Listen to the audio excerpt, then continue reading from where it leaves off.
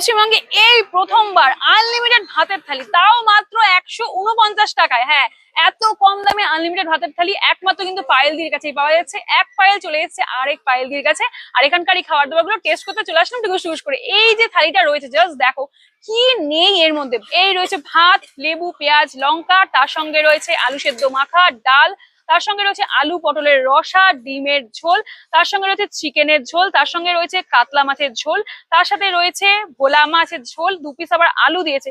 এই পুরো প্ল্যাটারটার দাম নাকি মাত্র 149 টাকা। কোথায় পাবে? একদম ঠিক সোদপুর স্টেশন 1 নম্বর প্ল্যাটফর্ম থেকে চলে আসবে, টিকিট কাউন্টার থেকে বেরিয়ে চলে আসবে, জাস্ট 1-2 মিনিট হেঁটে আসলে তোমরা পেয়ে যাবে সংগতি ক্লাব, যেখানে সাঁতার শেখায়। ঠিক ওই দিকে রয়েছে সংগতি ক্লাব, ঠিক অতদূর যেতে হবে না, তার আগেই বা হাতে তোমরা পেয়ে যাবে এই দিদির দোকান।